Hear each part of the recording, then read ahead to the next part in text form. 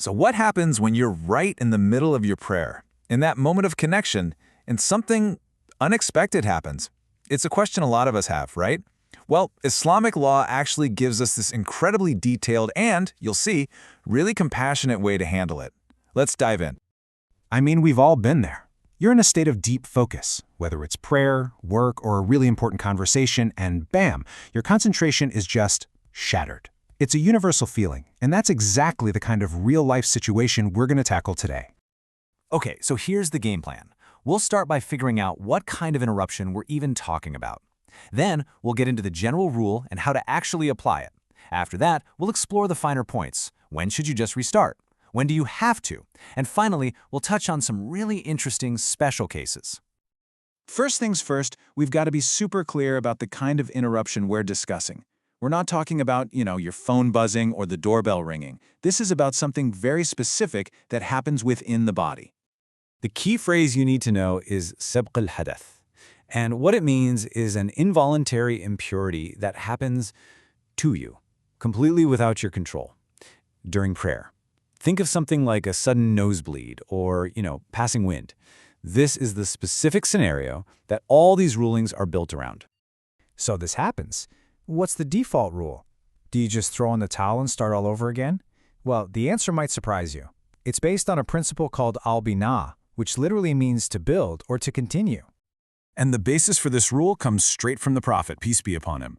The instruction is crystal clear. You step away from the prayer, you perform ablution, and then you come back and pick up right where you left off. But there's one huge condition. You can't have spoken a word. Okay, that sounds simple enough in theory, right? But what does that actually look like in practice? Let's walk through the step-by-step of how to apply this principle correctly. So the very first step, of course, is to perform ablution. The term here is tawaddawa, which you almost certainly know as wudu. It's that ritual washing that you have to do to get back into a state of purity for prayer.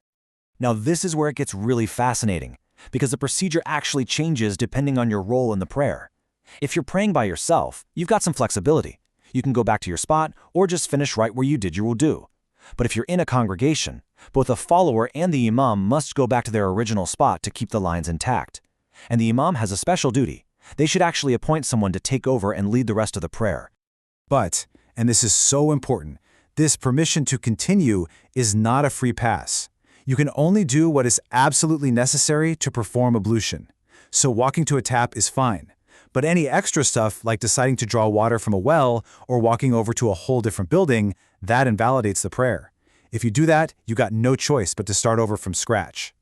Now, here's where we get into some beautiful nuance. Just because you can continue doesn't always mean it's the best thing to do.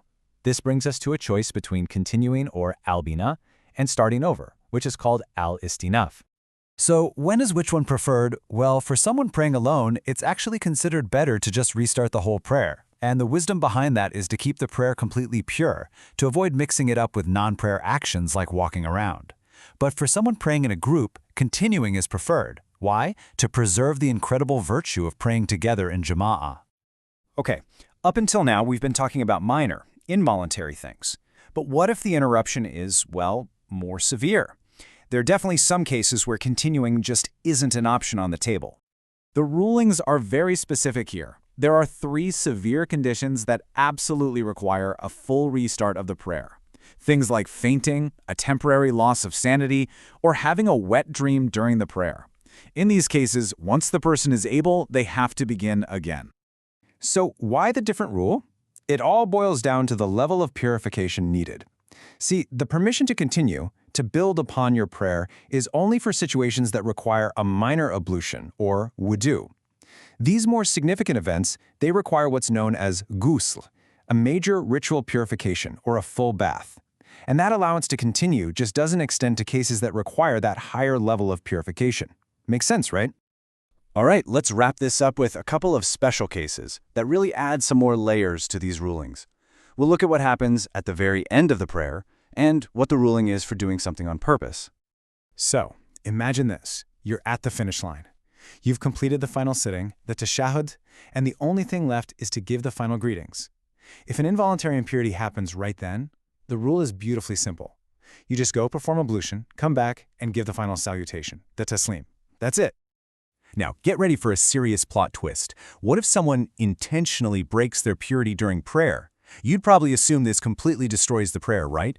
But the ruling is that their prayer is actually considered completed. I know, it's surprising. But here's the catch, and it's a big one. While the prayer is technically over, the option to continue it, albeit not, is completely off the table. Why? Because you're obligated to end the prayer through your own action.